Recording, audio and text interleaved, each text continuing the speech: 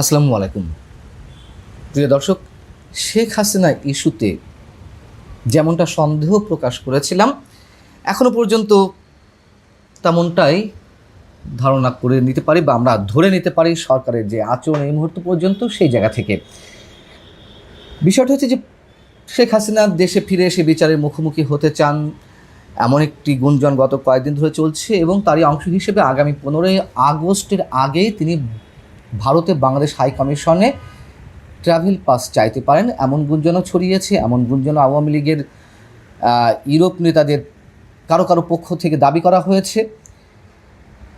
বলেছিলাম, আমি সন্দেহ করছিলাম যে তার এই যে ফিরে আসার উদ্যোগ, সেটিতে সম্ভবত এরই মধ্যে সরকারের মধ্যে একটি অস্বস্তি তৈরি হয়েছে এবং খোদ আমাদের স্বরাষ্ট্রমন্ত্রীর বক্তব্যেও সেটি আমরা খানিকটা ধরে নিতে পারি। তার কারণ এ বিষয়ে স্বরাষ্ট্রমন্ত্রীর যে বক্তব্য তা বেশ অপরিষ্কার। কেন অপরিষ্কার হবে? সাংবাদিকদের প্রশ্ন ছিল রোববার তার কাছে, সাবেক প্রধানমন্ত্রী শেখ হাসিনা দেশে আসবেন বলে বলেছেন, আমরা বিভিন্ন মিডিয়াতে জানতে পেরেছি। ওনার ট্রাভেল পাস চাওয়ার ক্ষেত্রে আলোচনা হচ্ছে, এ ব্যাপারে আপনাদের বাংলাদেশের প্রস্তুতি বা কোনো তথ্য আছে কি না? স্বরাষ্ট্রমন্ত্রী সালাউদ্দিন আহমেদ সাহেব কি বললেন? তিনি বলছেন, এই বিষয়ে আমি আরও অনেক আগে বলেছি। আমরা পররাষ্ট্র মন্ত্রণালয়ের মাধ্যমে ভারত সরকারের কাছে তার এক্সট্রাডিশনের জন্য চিঠি পাঠিয়েছি অনেক আগে, রিপিটেডলি, অনবরত আমরা দাবি জানিয়ে আসছি। আমরা এখনও চাই আইনানুগ প্রক্রিয়ায় তিনি এক্সট্রাডিশন চুক্তি ইন বিটুইন, মানে তার বক্তব্য অনুযায়ী extradition treaty in between two countries, এই বিধান মতে অর্থাৎ দুই দেশের মধ্যে যে বিদ্যমান প্রত্যর্পণ চুক্তি রয়েছে তার আলোকে ভারত সরকার তাকে ফেরত পাঠাবে। আমরা তো চাই তিনি বিচারের মুখোমুখি হন। এই যে বক্তব্যটি স্বরাষ্ট্রমন্ত্রীর, একেবারে গতানুগতিক বক্তব্য যে আমরা ভারত সরকারের কাছে ফেরত চেয়েছি, বারবার বলছি আমরা চাই বিচারের মুখোমুখি হন।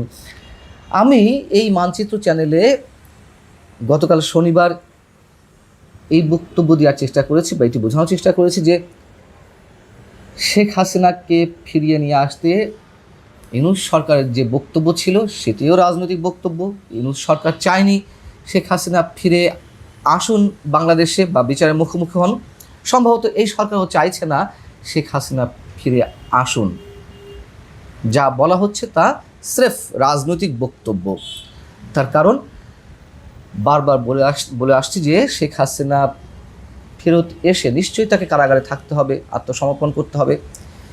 তারপরেও যেই পরিস্থিতি বাংলাদেশে তৈরি হতে পারে তা সামাল দেওয়া যে কোনো সরকারের জন্য বেশ কষ্টসাধ্য হয়ে উঠতে পারে। প্রশ্ন হচ্ছে, স্বরাষ্ট্রমন্ত্রী কেন বললেন না যে তিনি যদি নিজ উদ্যোগে ফিরে আসতে ট্রাভেল পাস চান তাহলে সংশ্লিষ্ট কর্তৃপক্ষকে আমরা নির্দেশ দিয়ে রাখছি এখনই, যাতে সাথে সাথে তার ট্রাভেল পাস দিয়ে দেওয়া হয়। সেটি তিনি পরিষ্কার করলেন না। তিনি সম্ভবত প্রশ্নটি এড়িয়ে গেলেন। এখন প্রশ্ন করতে পারেন যে সরকার তো বলছে প্রত্যর্পণ চুক্তি অনুযায়ী ভারত শেখ হাসিনাকে ফেরত পাঠাক।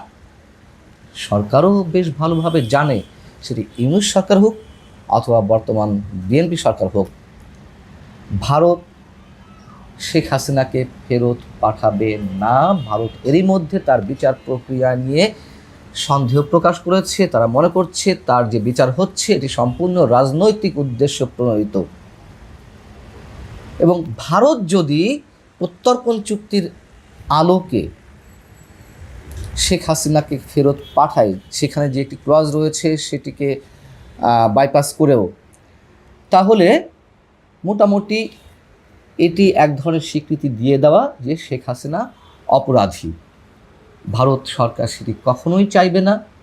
দীর্ঘদিনের পরীক্ষিত বন্ধু হিসেবে শেখ হাসিনার প্রতি এই আচরণ প্রদর্শন করতে।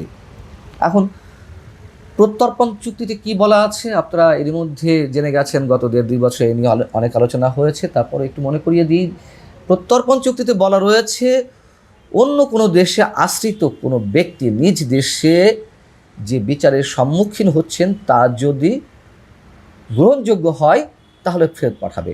কিন্তু বাংলাদেশ ও ভারতের মধ্যে 2013 সালে স্বাক্ষরিত প্রত্যর্পণ চুক্তির একটি গুরুত্বপূর্ণ ধারায় বলা হচ্ছে যার হস্তান্তরের জন্য বা যাকে হস্তান্তরের জন্য জানানো হচ্ছে তার বিরুদ্ধে অভিযোগটা যদি রাজনৈতিক প্রকৃতির হয় তাহলে সেই অনুরোধ খারিজ হয়ে যাবে, যেটি বলছিলাম। অর্থাৎ ভারত এই আলোকে এই ক্লজ অনুযায়ী ফেরত পাঠাবে না। আর আন্তর্জাতিক আইন অনুযায়ী নন রিফিলমেন্ট যে নীতি রয়েছে সেই নীতি কী বলছে? এখানে বলা হচ্ছে কোনো দেশ এমন কোনো ব্যক্তিকে এমন কোনো দেশে ফেরত বা প্রত্যর্পণ করতে পারবে না যেখানে তার জীবন বা স্বাধীনতা বিপন্ন হওয়ার বা মানবাধিকার লঙ্ঘিত হওয়ার আশঙ্কা থাকে, এবং অন্যায়ের বিচারের আশঙ্কাও করা হতে পারে। সেই জায়গাও বলা হচ্ছে যদি আশ্রিত রাষ্ট্র মনে করে, অর্থাৎ এখানে ধরে নিলাম যে ভারত যদি মনে করে যে নিজ দেশে আবেদনকারীর প্রতি করা অভিযোগগুলো ন্যায় বিচারের স্বার্থে আনা হয়নি এবং তার বিচারিক প্রক্রিয়া রাজনৈতিক উদ্দেশ্য প্রণোদিত বা নিপীড়নমূলক হতে পারে, তবে প্রত্যর্পণের অনুরোধ প্রত্যাখ্যান করা হবে। মানে ভারত এবং বাংলাদেশের মধ্যে যেই চুক্তি রয়েছে সেটি অনুযায়ী বলুন অথবা আন্তর্জাতিক যে নীতি রয়েছে সেই জায়গা থেকেও যদি আমরা ধরি, কোনোভাবেই ভারত শেখ হাসিনাকে ফেরত পাঠাবে না, এটি স্পষ্ট। তাহলে সরকার যদি বলছে যে আমরা যে ফর্মাল আইন সেই অনুযায়ী ফেরত চাইছি, সেটিতে শেখ হাসিনা ফেরত আসার সম্ভাবনা একেবারেই জিরো এখনো পর্যন্ত। তাহলে প্রশ্ন, শেখ হাসিনা যদি নিজ থেকেই ফিরে আসতে চান সেক্ষেত্রে সরকার কেন সেটিকে গুরুত্ব দিবে না? প্রশ্ন হচ্ছে সেখানেই। এবং যদি আমরা ধরেও নিই যে শেখ হাসিনা কেবল স্টান্টবাজি করছেন, ফাঁকা আওয়াজ দিচ্ছেন, কিংবা দলীয় নেতা কর্মীদের চাঙ্গা করার জন্য তিনি এই ধরনের উদ্ভট কথাবার্তা বলছেন, যারা এমন দাবি করছেন তাদেরটা যদি সত্যিও ধরে নিই, তারপরও বলবো যে শেখ হাসিনা এই জায়গাটিতে অন্তত নিজের ব্যক্তিত্বের পরিচয় দিচ্ছেন। প্রাথমিকভাবে তিনি এই জায়গাটিতে সফল হয়েছেন। কেন? তিনি তো এই কথা বলে বসে আছেন, নিশ্চয়ই তিনি হয়তো আবেদন করতেও পারেন, ট্রাভেল পাস চাইতেও পারেন। সেক্ষেত্রে কি হবে? সরকারের তো কোনো উদ্যোগ নেই। ভারত ফেরত না পাঠালে যদি কোনো অপরাধী, ধরে নিলাম শেখ হাসিনা অপরাধী, তিনি ফেরত আসতে চাইলে বাংলাদেশ গ্রহণ করবে না? এটা তো অনেক বড় একটি প্রশ্ন। যদি গ্রহণ না করে তাহলে তো অবশ্যই ডালমে কুচকালা হে, কেন গ্রহণ করবে না? এবং যে আশঙ্কাগুলো করছিলাম, যে সন্দেহগুলো করে আসছি, সেটি সম্ভবত বাস্তবতা। ভালো থাকবে।